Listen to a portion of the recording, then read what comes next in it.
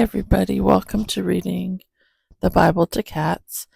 And today we're going to read, it's Good Friday, so we've got some readings here. Ooh, I think this might be a long reading.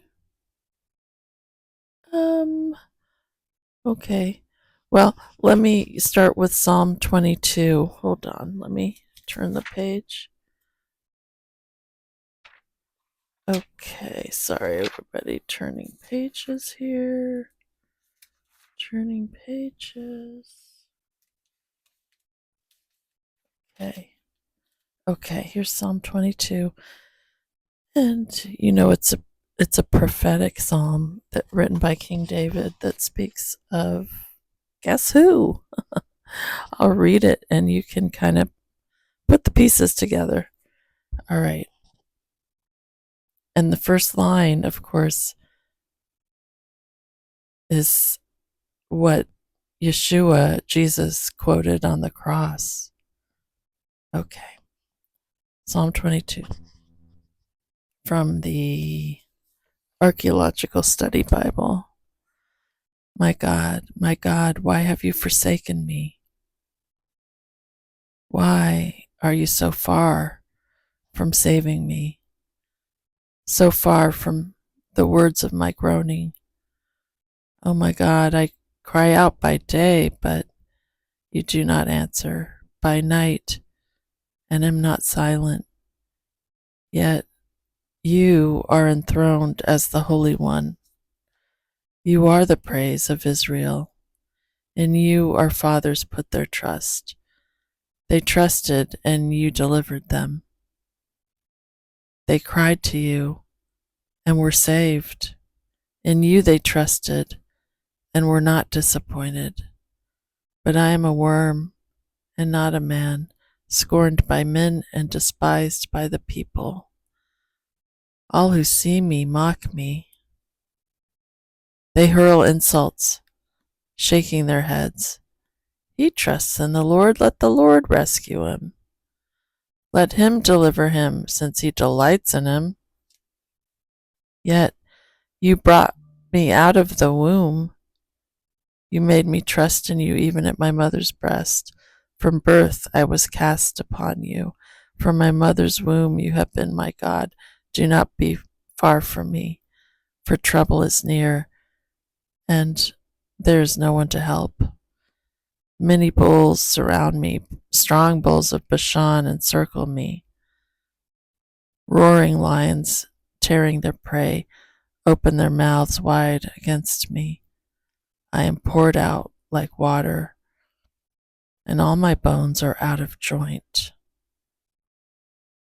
My heart has turned to wax, it has melted away within me. My strength is dried up like a potsherd, and my tongue sticks to the roof of my mouth. You lay me in the dust of death. Dogs have surrounded me. A band of evil men has encircled me. They have pierced my hands and my feet. I can count all my bones. People stare and gloat over me. They divide my garments among them and cast lots for my clothing. But you, O Lord, be not far off.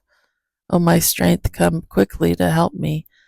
Deliver my life from the sword, my precious life from the power of the dogs. Rescue me from the mouth of the lions. Save me from the horns of the wild oxen. I will declare your name to my brothers. In the congregation I will praise you. You who fear the Lord, praise him. All you descendants of Jacob, honor him.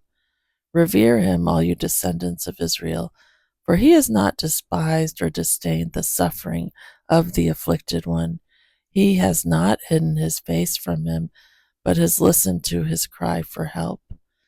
From you comes the theme of my praise in the great assembly, before those who fear you. will I fulfill my vows. The poor will eat and be satisfied. They who seek the Lord will praise him.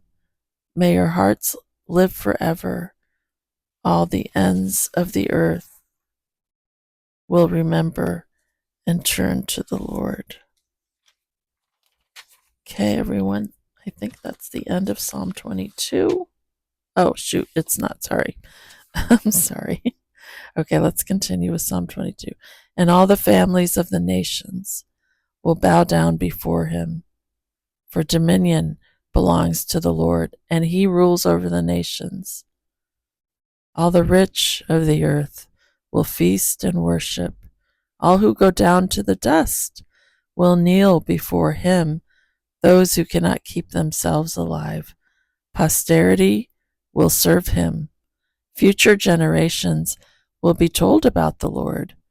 They will proclaim his righteousness to a people yet unborn, for he has done it.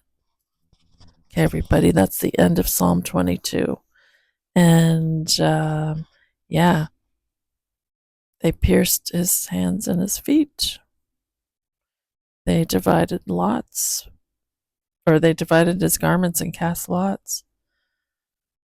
And yeah, King David was a prophet. So who do you think he was prophesying about? Okay, so let's turn to now Luke 23. Turning the pages, turning the pages, turning pages. Luke, Luke, Luke. Okay, where are you? Sorry, everybody, it's taking a while for me to get to what I need to get to here. Luke 23, Matthew, Mark. Okay, here it is.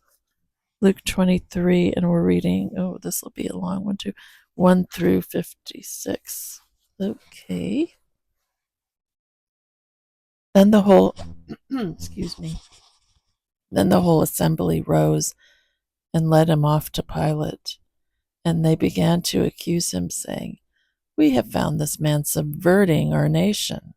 He opposes payment of taxes to Caesar and claims to be Messiah, a king." So Pilate asked Yeshua, Jesus, "Are you the king of the Jews?" "Yes, it is as you say," Yeshua replied. Then Pilate announced to the chief priests and the crowd, "I find no basis for a charge against this man." But they insisted, "He stirs up the people all over Judea by his teaching. He started in Galilee and has come all the way here." On hearing this, Pilate asked if the man was a Galilean. When he learned that Yeshua, was under Herod's jurisdiction, he sent him to Herod, who was also in Jerusalem at that time. When Herod saw Jesus, he was greatly pleased because for a long time he had been wanting to see him. From what he had heard about him, he hoped to see him perform some miracle. He plied him with many questions, but Yeshua gave him no answer. The chief priests and the teachers of the law were standing there, vehemently accusing him. Then Herod and his soldiers ridiculed and mocked him. Dressing him in an elegant robe, they sent him back to Pilate. That day, Herod and Pilate became friends. Before this, they had been enemies. Pilate called together the chief priests, the rulers, and the people, and said to them, "You brought me this man as one who was inciting the people to rebellion. I have examined him in your presence and have found no basis for your charges against him. Neither has Herod, for he sent him back to us. As you can see, he's done nothing to deserve death. Therefore, I will punish him and then release him." With one voice they cried out, "Away with this man! Release Barabbas to us!" Barabbas had been thrown into prison for an insurrection in the city and for murder. Wanting to release Jesus, Pilate appealed to them again, but they kept shouting, "Crucify him!" Crucify him. For the third time he spoke to them. Why? What crime has this man committed? I have found in him no grounds for the death penalty. Therefore, I will have him punished and then release him. But with loud shouts, they insistently demanded that he be crucified, and their shouts prevailed. So Pilate decided to grant their demand. He released the man who had been thrown into prison for insurrection and murder, the one they asked for, and surrendered Yeshua to their will.